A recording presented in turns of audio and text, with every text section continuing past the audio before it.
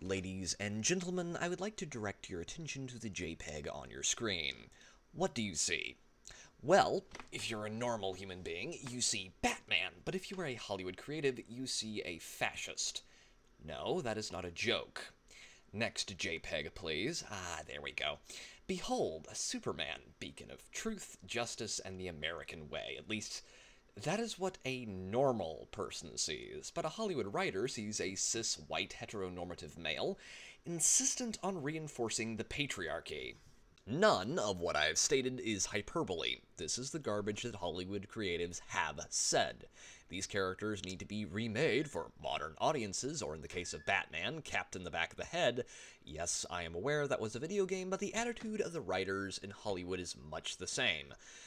The simple truth, ladies and gentlemen, is that heroes and everything they stand for are antithetical to the worldview of modern Hollywood creatives. Truth is subjective, justice, a tool wielded by the white patriarchy to bludgeon oppressed groups, and the American way is an exclusionist, racist saying.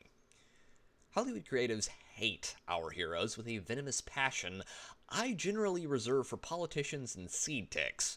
But, of course, Hollywood creatives are hired based upon how high they rank in the DEI oppression matrix, and not upon their talent.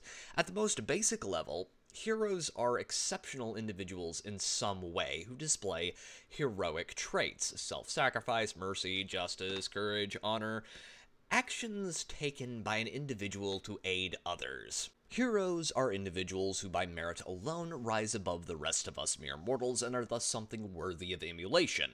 Modern Hollywood writers, however, do not seem to believe this. Their heroes are not defined by those things, but instead they are defined by their race, sex, and mental disorder, meaning that Superman is actually the villain because he is a straight white male and thus guilty of every wrong, real or perceived, white people have ever committed. But he's Kryptonian! He has white skin, and thus he must be deconstructed and turned into a villain or replaced.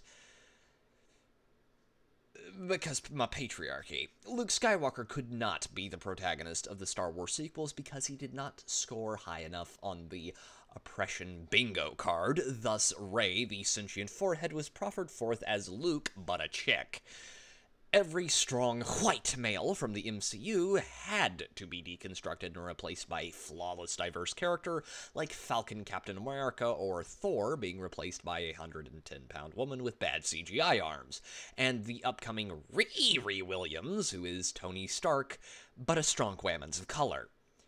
None of these characters have earned their status. The title of hero was foisted upon them, and their motivations are often the opposite of heroic, but nonetheless, they are held up as worthy of aspiration, without ever having put in the work to be worthy of it. In closing, ladies and gentlemen, Hollywood believes that immutable characteristics make someone a hero.